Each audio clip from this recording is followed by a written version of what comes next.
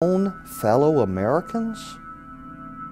Of the remaining 26.34% answered that they would fire on their fellow Americans, U.S. citizens, who refused or resisted the confiscation of firearms banned by the U.S. government, who had no authority constitutionally to enact such a ban. My name's Sergeant Charles Dyer. I'm an oath keeper. I'm with 1st Light Armored Reconnaissance Battalion out of Camp Pendleton, California. I absolutely could not, I can't imagine that we're living in the times where I have to worry about having to confiscate the weapons from the American people. Is that freedom? It's absolutely not freedom.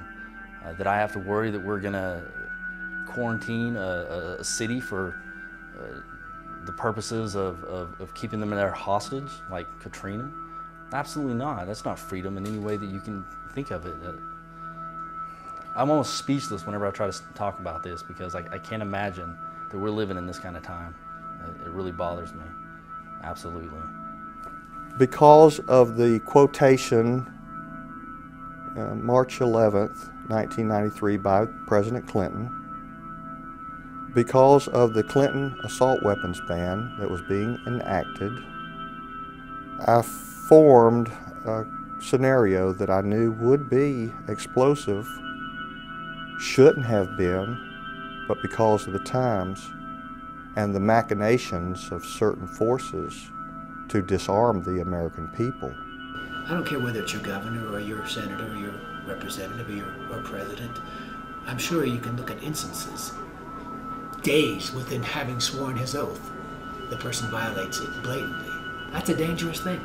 I, George Walker Bush, do solemnly swear that I will faithfully execute the office of President of the United States. And will, to the best of my ability, preserve, protect, and defend the Constitution of the United States. None of this stuff would be happening if it had stuck with the Constitution and stuck within its parameters. And we learned the American dream, and we were out there doing that American dream and working, and we were electing representatives that we felt were going to represent us while we were doing other things and maintaining our families and raising our families and doing the right thing as we thought. And I think we were duped in some cases where they've actually let us down. I saw a tremendous pattern of the growth of the infrastructure of a totalitarian state in the last 8 years post 9/11. I mean, it's been going on for decades. We've seen for decades encroachments on our liberties, and then a crisis would come along, and then all of a sudden they had a chance to get their policies passed they've been wanting to pass for a long time. That's what I saw as just incredibly alarming. And it's just the concept of enemy combatant status itself is an extension of that. And when I was writing at Yale, I wrote a paper on enemy combatant status. It won their award for best paper on the Bill of Rights. And unfortunately, when Obama was elected, he didn't repeal any of those things. And he's left that in place, which is the pattern of all presidents. Whether it's a left boot or a right boot on the back of your neck, we just don't want the boot on the back of our neck. He stands on that office on the condition of that oath, and the safety valve that he takes is refusing to violate it. When you swore an oath to defend the Constitution, you took upon yourself an individual obligation to make your own decision on the spot of where that line is and whether an order is lawful or unlawful. You have an obligation to do so, and as the Nazis found out at Nuremberg, just following orders is no excuse. 95% of the church, Christian church, supported Hitler, which is terrifying to me. And so I think we need to really wake up and not assume that our fellow citizens won't hurt us. I would say to any pastor or anyone in the military, should we have a breakdown in things in this country, stay by your Bible and stay by the Constitution. Do those things. And remember that in the history of this world, the terrible debacle, from my perspective anyway, of what happened in Nazi Germany, when the church did not stand by those innocent people, the Jewish people who were exterminated for no other reason than being Jewish. My God, how did we ever allow our government to reach such a point. What's happening to the United States is very, very sad. It's sad because we've seen it done to third world nations over and over and over again.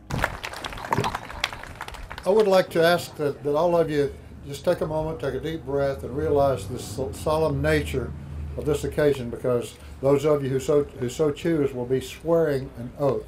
Pretty serious proposition. You'll never have anything in your life that's as valuable as your word. So just remember that. If we all do nothing more than fulfill our oath, then we can turn things around just on that alone. Because it only takes a few relatively faithful servants to diffuse a lot of mischief in times of crisis, if they merely hold to their oath. If you can't swear that oath, please mentally excuse yourself and don't participate, because I, for one, intend to honor this oath, because we're in perilous times. Not quite so perilous, or perhaps far more perilous than in 1775.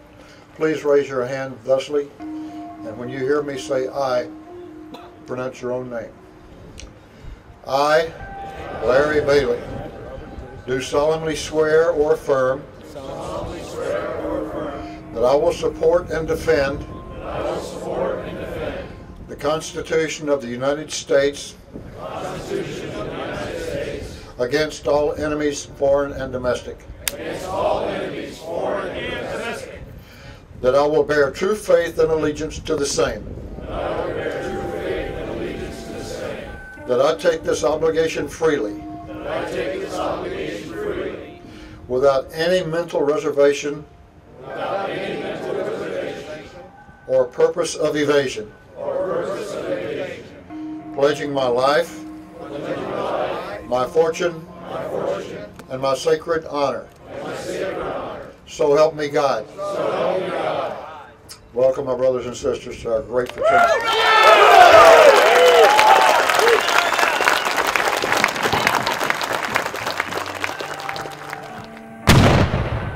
Oath Keepers, an association of active duty military, police officers, and veterans, all of us who swore the oath and will keep our oath, and will honor our oath.